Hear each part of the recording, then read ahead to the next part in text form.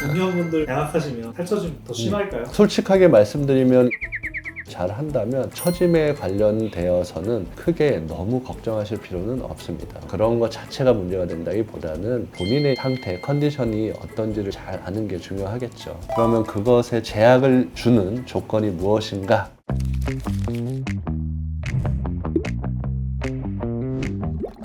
안녕하십니까. 서울대학교 구강아간면외과 전문의 맥스 구강아간면외과 박재범 원장입니다. 안녕하세요 원장님. 작년에 친동생분 양악 수술 저희가 관련 영상도 네, 올렸었는데 동생분께서 30대 후반에 수술을 받으신 케이스인데 요새 30대 후반부터 중년분들까지 상당히 많이 늘었나요? 실제로 그것 때문에 늘었는지는 잘은 모르겠지만 확실히 예전에 10몇 년 전에 이제 초창기에 수술하고 이럴 때에 비하면은 확실히 늘었습니다. 이유가 평균 수명도 늘어나고 하면서 삶의 퀄리티, 기능적인 문제 이런 부분도 일목을 한 것 같고, 두 번째는 사회적으로도 우리가 열심히 생활하고 그 시기가 40대, 50대까지도 뭐 완전히 청년이잖아요. 그러니까 우리가 외모적으로도 지속적으로 관리를 한다는 말이죠. 옛날에 비해서. 그렇기 때문에 외모적인 이유, 기능적인 이유 모두 통틀어서 단순히 30대가 아니라 40, 50대의 환자분들도 굉장히 요즘에는 상담도 많이 오시고 적극적으로 수술을 고려하시는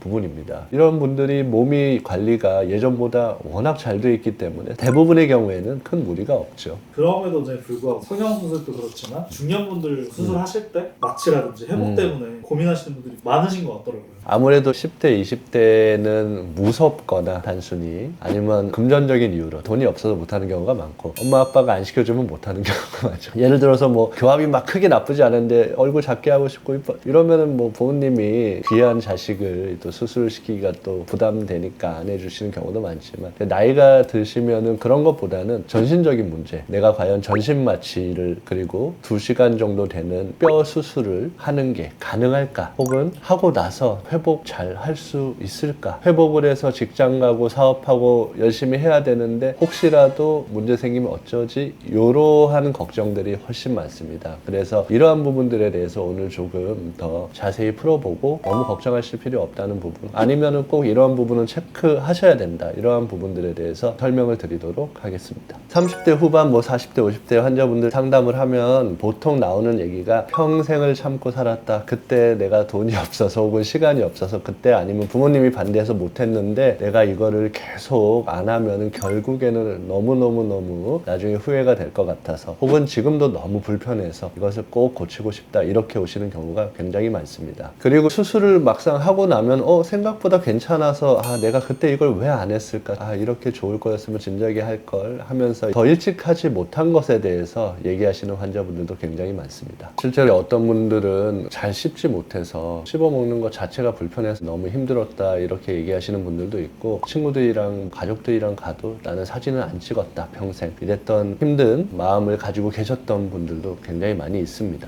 이렇게 기능적인 불편함 그리고 심리적인 불만족이 계속 쌓여 있다가 30대, 40대, 50대가 되어서 전체적으로 좀 여유가 생기고 자신을 돌아보는 시간을 가지게 되고, 아직도 살 날이 많고 열심히 더 해야 될 사회적인 위치이다 보니 그냥 지금이라도 해야겠다라고 결심을 하고 오시는 분들이 많이 있습니다. 혹시 기억에 남는 중년 환자분들 케이스 한번 있으실까요? 각각을 너무 자세히 풀어드릴 수는 없지만 굉장히 비슷한 감정선이 좀 있어요. 설명을 드리자면, 여기 보고 계시는 40, 50대 분들도 그러시지만 본인 남편이나 본인 와이프, 본인 아들, 딸들 건사하고 본인 직장 그거 건사하느라고 막 달려왔는데 어느 순간 이제 뭐가 띵 맞은 것처럼 나에게도 좀 투자를 하고 나를 좀 더 아껴주고 나의 기능적인, 심미적인, 외모적인 부분에 대해서도 조금 더 사랑하고 아껴주고 싶다, 이런 부분이 제일 많은 것 같아요. 어떤 큰 일을 겪고 오시는 분들도 있고, 과연 이게 다 무슨 필요인가 하면서 나한테 좀 더 집중하겠다, 나를 좀 더 꾸미고 싶다, 감정선이 보통 그런 감정선이에요. 그래서 사실 20대 분들은 원장님 감사합니다, 너무 예뻐져서 너무 감사합니다, 이런 분들이 밝게 인사하시는 분들이 많아요. 근데 30, 40대, 50대 분들은 수술이 잘 돼서 만족하면 눈물을 글썽이는 분들이 많으니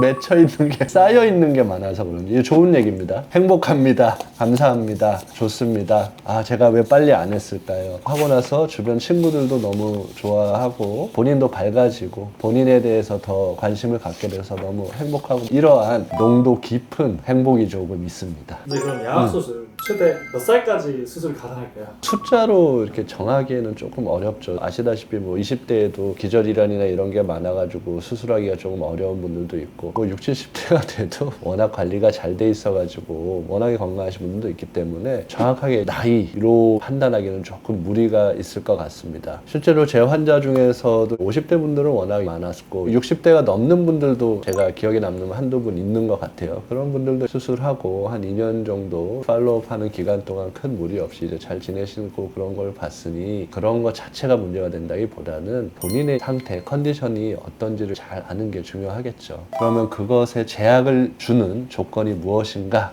이거에 대해서 한 3가지로 나눠보겠습니다. 일단은 전신적인 기저질환의 문제가 가장 중요하고, 왜냐하면 양악수술은 아무래도 전신마취로 진행이 되는데 가스나 전신마취 약물을 통해서 전신마취를 꾸준히 유지를 하게 되잖아요. 근데 그대로 놔두는 게 아니라 지속적으로 뼈를 자르거나 피가 나거나 하는 역동적인 활동들이 그 안에 포함되어 있기 때문에 환자분이 혹시라도 고혈압이 있다거나 심하게 당뇨가 심하다던가 아니면 심장, 신장의 질환, 간 질환이 있다거나 이러한 여러 가지들이 약물의 해독 능력이나 추후 회복 능력이나 이러한 부분에 영향을 끼칠 가능성이 굉장히 높거든요. 그래서 대부분의 경우 이러한 기저질환을 가지고 계신 분들은 저희가 주치의분들과 미리 편지를 통해서 이러한 수술이 진행이 될 예정인데 가능할지에 대해서 먼저 충분히 사전에 모니터링을 하고 스크리닝을 하는 과정을 거치게 됩니다. 이러한 부분들이 굉장히 실제 수술과 수술 후 회복에 중요하기 때문에 반드시 환자분께서는 이러한 부분을 숨기거나 혹은 까먹지 마시고 모든 사실을 주치의, 구강암면외과 전문의에게 설명을 미리 해 주셔야 이러한 부분을 미리 예방하고 맛집과 의사와 함께 가장 안전하게 수술을 할 수 있도록 준비를 할 수가 있습니다. 물론 이러한 여러 가지 질병들이 있다고 하더라도 아시는 바와 같이 그것이 조절이 되고 있다면 사실은 크게 문제가 되지 않습니다. 그렇기 때문에 조절이 되고 있는 전신 질환인 경우에는 큰 문제가 없는 경우가 많으니 상의를 해보시기를 바랍니다. 두 번째는 잇몸이나 치아. 양악수술은 수술 전후로 교정을 하는 경우가 많이 있잖아요. 그런데 잇몸이 약한 경우나 치아가 뿌리가 많이 짧은 경우에는 교정 치료를 하다가 잇몸이 더 내려가거나 블랙 트라이앵글이라고 치아 사이에 검은색이 많아지거나 혹은 치아가 많이 흔들리거나 이러한 경우들이 생기는 가능성도 있거든요. 그렇기 때문에 이러한 것들이 받쳐준다면 교정 치료를 동반한 양악수술을 할 수 있겠지만 만약에 힘들다 그러면은 수술 자체를 포기하거나 혹은 교정 치료를 하지 않고 단순히 위턱과 아래턱을 지금 교합 상태로 움직이는 미용적인 양악 수술을 통해 하는 식으로 진행을 해야 합니다. 또한 아시는 바와 같이 임플란트 같은 경우에는 박혀 있는 것이기 때문에 교정 치료로 움직이지 않거든요. 그렇기 때문에 임플란트가 여러 개 있다고 하면은 교정 치료를 하는 것이 조금 힘들 수 있다라는 것도 조건상 우리가 조금 고려해야 할 부분입니다. 그리고 세 번째는 아무래도 뼈 수술이다 보니까 뼈의 상태입니다. 뼈 자체의 상태. 흔히 골다공증이라는 게 있을 수도 있고 아니면 골다공증을 막기 위해서 여러 가지 약물이나 주사를 맞는데 그러한 것들이 뼈의 회복에 굉장히 치명적인 영향을 끼칠 수 있어서 여러 가지 골수염으로 악화돼서 큰일이 날 수 있기 때문에 이러한 것들도 미리 유념해서 스크리닝을 해야 합니다. 사실 20대 때도 양악 수술하면 살처짐 때문에 걱정이 많으시던데 중년분들 양악하시면 살처짐 더 심할까요? 솔직하게 말씀드리면 이거는 당연한 사실입니다. 일단 피부나 근육이나 이런 텐션이나 탄력이나 이러한 것들이 당연히 10대, 20대와 비할 바가 안 되죠. 그렇기 때문에 그러한 것들을 고려해서 수술적인 계획을 세우거나 수술 이후에 관리를 하거나 이러한 부분이 당연히 조금 추가적으로 고려돼야 되는 상황은 맞습니다. 똑같은 계획과 똑같은 양의 절제라고 하면 기본적으로 세월을 맞은 우리는 이것들이 많이 처질 수밖에 없죠. 그러면 그것들이 처지지 않게 더 단단하게 골막부터 다 봉합을 해서 끌어당겨서 조심해서 하거나 그 이후에 헤어밴드나 이런 것들을 잘하고 붓기 관리나 이런 거를 잘하면서 추가적으로 부거나 밑으로 처지는 일을 막거나 세 번째는 평소에도 자가 관리를 하거나 아니면 피부과나 그런 의원에 가서 지속적인 관리를 받거나 이런 식으로 해서 당연히 우리가 조금 부족한 부분은 애프터 케어로 조심을 하면서 더 관리를 하는 부분이 확실히 필요합니다. 하지만 항상 말씀드렸듯이 그 정도의 차이가 그렇게 심하지는 않습니다. 왜냐하면 기본적으로 수술 술기 자체를 박리를 최소화하고 절제량 자체를 너무 과하지 않게 가져가고 수술 중에 3중으로 골막부터 근육, 점막까지 전체적으로 다 끌어올려서 이렇게 봉합을 잘 하고 수술 이후에 관리를 잘 한다면 처짐에 관련되어서는 크게 너무 걱정하실 필요는 없습니다. 무엇이든 과하게 하고 대충 하고 관리 안 하면 그렇게 되는 거지, 과하지 않게 하고 꼼꼼하게 하고 관리를 하면은 그렇게 발생되지 않고요. 최근에 일본 환자분 중에 어떤 40대 중후반의 남성분, 얼굴이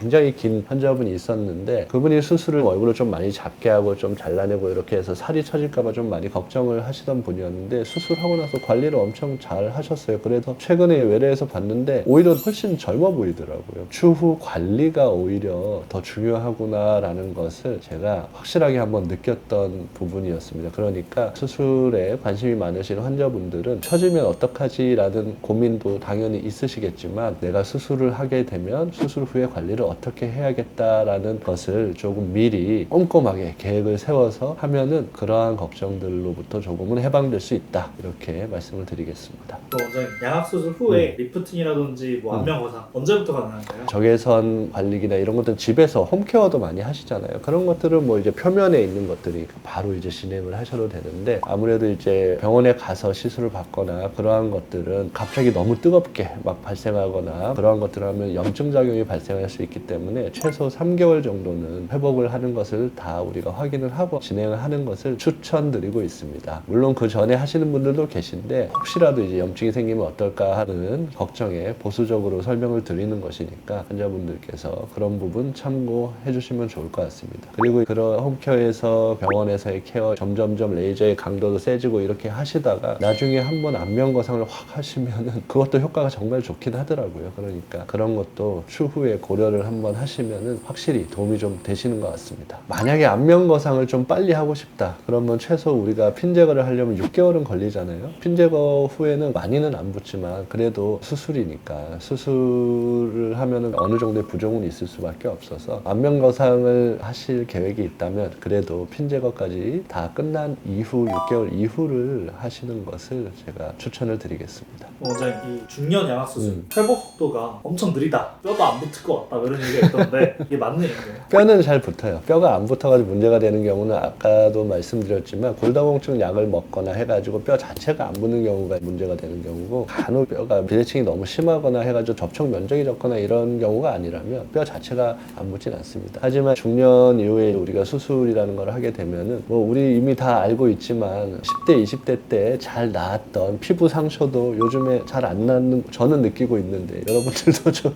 느끼시죠? 예, 그런 것처럼 전반적인 회복 속도는 확실히 떨어집니다. 아니면 반대로 얘기할 수 있어요. 우리에 비해서 10대 20대가 회복 속도가 너무 빠르다, 이렇게 얘기하면 또 뭐 그렇게 서운하진 않죠. 그래서 우리가 일반적으로 한 3주 정도는 쉬어야 된다. 그리고 입안의 점막이나 이러한 것들이 클리어하게 좀 다 닫히고 큰 염증이나 감염 없이 전반적으로 조금씩 식사를 하고 하는 것들을 완벽하게 해내기 위해서는 최소 한 3주 정도는 쉬어야 하지 않나. 하지만 10대 20대는 그거보다 좀 더 빠르다, 우리가 늦는 게 아니고 걔네가 빠르다 이렇게 생각을 할 수도 있겠습니다. 이거는 뭘 해가지고 뭐 빠르게 만들 수 있다는 것이 아니라 시간을 그냥 조금 더 기다려주면 결국에는 대부분 다 좋아지니까 시간을 조금 더 여유를 가지고 기다려보자, 이렇게 생각을 하시면 되겠습니다. 원장님, 네. 중년 이후에 이제 양악 수술 하시는 분들이 사실 언제 하면 좋을지 고민이 더 많으실 것 같은데 아까 전에 말씀드린 것들을 좀 고려하시면 좋을 것 같습니다. 기저질환에 대해서 본인이 지금 특별한 게 없는지 먼저 우선 검사를 하는 게 중요할 것 같고요. 교합이나 교정 치료를 하기에 치아나 이런 것들이 버틸 수 있는지, 괜찮은지,